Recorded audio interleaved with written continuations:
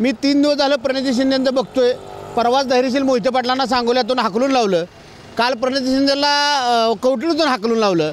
आज तुम्ही रात्रीचं जर मी बाईट बघितली प्रणिती शिंदेंची तर प्रणिती आवर्जून मराठा समाजाला बदनाम करत आहेत. माझं प्रणिती शिंदेंना धमकीचा एक इशारा आहे की ताई तुम्ही काल काय म्हणला की बाबा आम्हाला एक महिला म्हणून माझ्यावरती मराठा आरक्षणाच्या आडून भाजपच्या गुंडाने हल्ला केला. आरक्षणाच्या मागणीसाठी प्रणिती शिंदेंना अडवून 1 लाख मराठा अशा घोषणा दिल्या होत्या. त्याच्यावरती त्यांनी माझ्यावरती हल्ला केला असा आरोप केला. मला काय म्हणायचं आहे ही 1980 पासून लढाई चालू आहे. लढाईच्या वारंवार ह्याच्यामध्ये आता जरांगे पाटलांनी सगळ्यात मोठी भूमिका घेतली आणि मराठा आरक्षणाच्या मुद्द्यावरती ह्या समाजानं मराठा समाजानं जाहीरपणे सांगितलं आहे की कुठल्याही पक्षाच्या खासदाराला आम्ही रोडवरती फिरू देणार नाही. मी 3 दिवस झालं प्रणिती शिंदेंचं बघतोय. परवाच धैर्यशील मोहिते पाटलांना सांगोल्यातून हाकलून लावलं. काल प्रणिती शिंदेला कवठीतून हाकलून लावलं. आज तुम्ही रात्रीचं जर मी बाईट बघितली प्रणिती शिंदेंची तर प्रणिती आवर्जून मराठा समाजाला बदनाम करत आहेत. माझं प्रणिती शिंदेंना धमकीचा एक इशारा आहे की ताई तुम्ही काल काय म्हणला की बाबा आम्हाला एक महिला म्हणून माझ्यावरती मराठा आरक्षणाच्या आडून भाजपच्या गुंडाने हल्ला केला. मी ताई तुम्हाला आवर्जून सांगतो की भाजपच्याही लोकांनाही भोगावं लागणार आहे. राष्ट्रवादीच्या भोगावं लागणार. जे म्हणून लोकसभेला मत मागा येणार आहे त्या प्रत्येक खासदाराला ह्याचं प्रत्युत्तर दिल्याशिवाय आम्ही गावाच्या इशीच्या आतमध्ये येऊ देणार नाही. मग तुम्ही कशासाठी आमच्या समाजाला बदनाम करायला लागला? तुम्ही जी काल स्टेटमेंट केली ती तातडीनं तुम्ही मराठा समाजाची माफी मागावी. अन्यथा जिल्ह्यातल्या एकाही मतदारसंघात तुम्हाला एकाही गावामध्ये मराठा समाज फिरू देणार नाही. किंवा आज मी जाहीरपणे तुम्हाला सांगतो जिथं त्यांचा लोकसभा मतदारसंघ आहे तिथं सगळ्यांना प्रत्येक खासदारांना गावबंदी आहे. तुम्ही आज पत्रकार आहात, तुम्ही बघताय धैर्यशील मोहिते पाटलांच्या गाडीच्या पुढं गाजरे टाकली, टमाटे टाकून अडवलं. काल प्रणिती शिंदेला कवठीत अडवलं होतं. पण ज्या गावात आम्ही तुम्हाला अडवतो तुम्ही सरळ आमच्यावर आरोप करता. जी पोरं काल तुम्ही ज्याची नावं घेतली सरकोलीत ती पोरं देवेंद्र फडणवीसला अडवण्यात आघाडीवर होती. ती पोरं 4-4 महिने जेलमध्ये बसलेली पोरं आहेत. आंदोलन करणारा पोरगा हा कुठल्याही पक्षाचा नाही.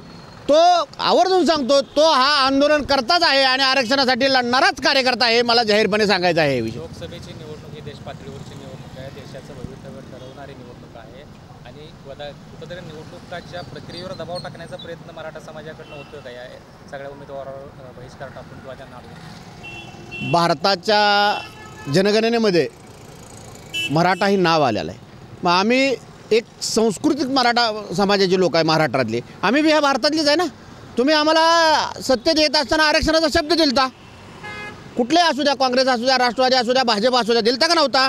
मग तुम्ही तो पाळला नाही म्हणून तुम्हाला त्या गोष्टीला सामोरं जावं लागेल. तुम्हाला त्या गोष्टीला सामोरं जावं लागणार आहे. अजिबात नाही. कुठं म्हणलेले नाहीत पोरं कार्यकर्ते आहेत. दाखवा मला व्हिडिओ. तो मी 100% सांगतो आहे. प्रणिती शिंदे काय म्हणतायत माझ्या गाडीला हात लावू नका. बरोबर. मी काय म्हणतो ते काय म्हणलं काल की तो आमच्या गाडीवर हल्ला झाला. गाडीवर कुठं हल्ला झालेला कुठल्या पोलीस स्टेशनला नोंद आहे? कुठल्या पोलीस स्टेशनमध्ये त्याचा व्हिडिओ फुटेज मला दाखवा. आम्ही प्रणिती शिंदेची जाहीर माफी मागतो. जर आमच्या कार्यकर्त्यांनी असं समाजाच्या लोकांनी असं केलं असेल तर. जर असं केलं नसेल तर प्रणिती शिंदेने जाहीर माफी मागावी. प्रचाराला येऊ नका म्हणणं इथपर्यंत ठीक आहे. मात्र गाड्या अडवणं अशा पद्धतीने गोंधळ घालणं हे कितपत योग्य वाटतं? मराठा समाज जर सुसंस्कृत म्हणताय तुम्ही तर अशा पद्धतीने काय केलं जातंय? मला काय करणं ठीक आहे. मला काय म्हणायचं आहे गुर्जर जाट आणि पटेल यांच्यावर तर मोठं आंदोलन झालं नाही. गुर्जर जाटाने रेल्वेचं रूळ उघडून टाकलं. आम्ही तेवढं तर केलं नाही. आम्ही अजून संस्कृती सोडलेली नाही. आम्ही कुठल्याही रोडवरती अजून बसलेलो नाही. आम्ही मुंबईपर्यंत वाशीपर्यंत जाऊन सरकारनं आम्हाला आश्वासन तिथून माघारी आलो. जर मुंबई जॅम करायचं असतं तर आम्हाला किती 2 मिनिटाचा 1 तासाचा रोड होता. आम्ही संस्कृती अजूनही सोडलेली नाही. राज्य सरकारनं आणि केंद्र सरकारनं ह्याच्यावरती निर्णय घ्यायला पाहिजे होता. घेतला नाही. समर्थन करतो मी ह्या गोष्टीचं समर्थन. मी एकाच खासदाराला नाही येणाऱ्या प्रत्येक खासदाराला हे अडवलंच पाहिजे. त्याच्याशिवाय ही लोकसभेत आमचा विषय मांडणार नाहीत. त्यांनी आम्हाला अपॉर्च्युनिटी दिलं पाहिजे आम्ही लोकसभेत मांडतोय म्हणून. तर आम्ही त्याच्यावर चर्चा करू. त्यांनी व्हिडिओ दाखवा होतं. ह्याच्या अगोदर विधानसभेचा विषय मांडलेला व्हिडिओ दाखवा होतं. प्रणिती शिंदेने दाखवा होतं व्हिडिओ. मी मराठा आरक्षणासाठी जे मुद्दे मांडले त्याचा व्हिडिओ प्रणिती शिंदेने दाखवा होतं. आमचं मत काही अडचण नाही. झालं योग्य झालं. देश विदेशातील प्रत्येक घडामोडींचे लाईव्ह अपडेट मिळवण्यासाठी आता साम टीव्हीच्या सर्व सोशल मीडिया प्लॅटफॉर्मला लाईक, फॉलो आणि सबस्क्राईब करा. तसंच सर्व नोटिफिकेशनसाठी बेल आयकॉन प्रेस करायला विसरू नका.